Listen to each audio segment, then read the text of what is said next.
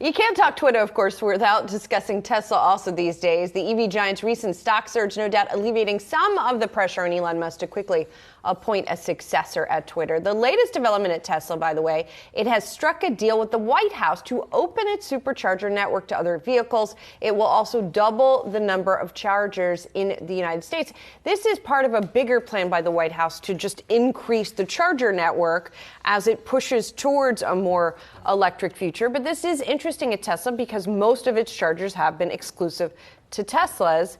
And so this is pretty significant. If you have an electric vehicle of any kind, you're going to have more places to charge it. This is, of course, good to see. But look, the other side of it, you could roll up there with another EV model out of a GM and Ford, see these Tesla signs, and maybe you're unhappy with your EV maker from these companies. You know what? Maybe I should give Tesla a play here for some reason. Maybe my next car should be a Tesla. So there's a little bit of marketing here too as well, but I appreciate what Tesla's trying to do. But it also gives you confidence among the EV manufacturers that there would be some type of movement, a consortium to make sure that American drivers and international drivers know that the vehicles are safe, that there is a combined effort to make sure that there is more taking up of these types of vehicles as well here in the place of ICE or internal combustion engines.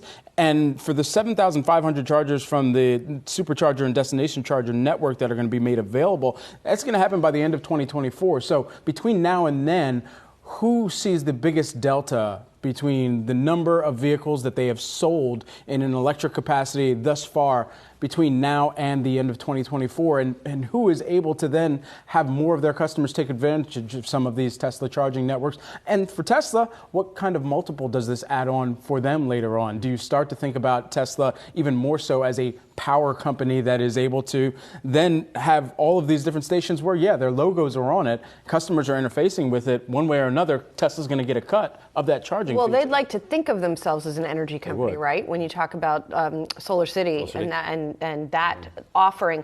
I also don't know how much it's going to cost Tesla to I think they have to retrofit. I might be wrong about this, but their charging standard is different than the other cars. So do they have to retrofit some of these? I'm not entirely clear on that. I just hope it's not like phones where the dongle is different every few years. Well, the infrastructure needs to come just a long way. And I look no further than my trip to Target a couple weekends ago. There's, let's say, 600 cars in the parking lot on a Saturday morning, and 5 Tesla charging stations in this parking lot away from the store. So it just goes to show you, at some point, those 500 or 600 cars are probably electric, meaning you're going to need a lot more charging stations, not just in the Target parking lot, everywhere, and in gas stations too. Were people plugged in?